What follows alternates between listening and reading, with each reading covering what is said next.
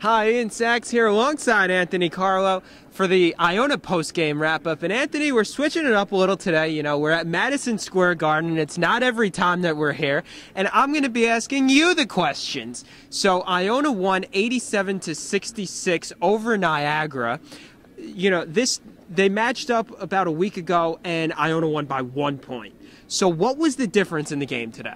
Well, you know what? I think the difference in the game is Iona came out with a high level of intensity. You know, we spoke to Coach Kluse after the game. We asked him, was there any point where you guys took the foot off the pedal? And he really said that, you know, the team, you know, stayed on top of things. There was a little bit of a lull after the first half, and, you know, they came out a little sluggish in the second half, but Coach made sure that he turned that around, and the team was able to keep up that intensity. They also dominated inside. And, you know, Iona is a team that likes to, you know, shoot that three ball, and they let them fly from beyond the arc. But when you can also dominate in the paint, I mean, there was really no place to beat Iona today. Early in the second half, again, we had a lead. I thought we came out lethargic to start the second half for the first few minutes. We got a couple of baskets. We kind of looked like we weren't playing with the same focus. Then guys came out of the timeout, and guys came off the bench and helped bring our focus back, and we made plays. And no place to beat Iona. How about A.J. English and Dave Laury, the two stars combining for 49 points? How important is it for Iona to be behind those two? Well, you know what? A.J. English, 25 points, 8 boards. David Laury, 24 points, 8 boards. It's so imperative that without Isaiah Williams, these two step up.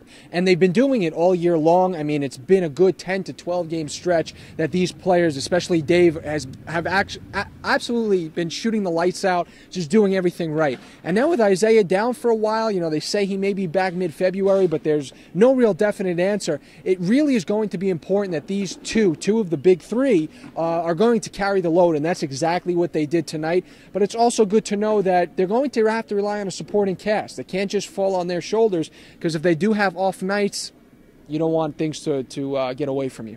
I just try to do whatever coach tells me to do out there. So if it looks like I'm progressing, then gotta credit my coach, because I'm just trying to do whatever he tells me to do. If he wants me to play more inside, outside, run the break, whatever, wherever he puts me on the floor, I just try to do what he says. Well, we saw that supporting cast tonight. Vangelis Bebis starting tonight. One of the career high 10 points, getting in double figures, the third Gael to do so. Anthony, how important is it for those guys like Bebis and Casimir and Amayo and Muhammad to step up? Well, you read my mind. When I was talking about supporting cast, that's exactly who I was thinking of. Angelos Bebis came out tonight. The kid is a hustler. I mean, I've been watching him all year long. He looks like he's dying to get minutes. And when he gets out there, he's up and down the court. He's running all the time. He wants to be out there, and he wants to help this team win. And 10 points tonight, it was a big contribution. They have to be happy about that. And moving forward, I hope Vangelis gets more time here or there. I think he will now with Isaiah down for a while.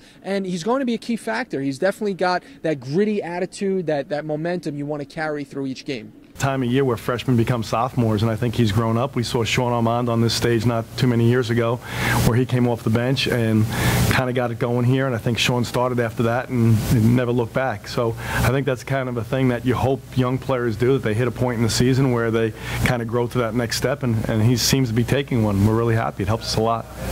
Iona definitely played with a little bit more motivation tonight with Carmelo Anthony here at, of course, the world's most famous arena. And we know David Laury, he's a big Carmelo Anthony fan. So it was definitely good to see this team come out in such, you know, a historic place that has had so much history. And Coach said it, you know, Coach Kluse had mentioned that, you know, you have to remember that this is going to be a memory that you'll carry with you forever. And it tasted that much sweeter, as he said, with a win in the end. The greatest players who have ever played this game have all stepped foot on that floor and played there. And if you want to leave a lasting impression, just play with energy. And the two of them played with energy and helped lead the rest of the players on our team to a great win.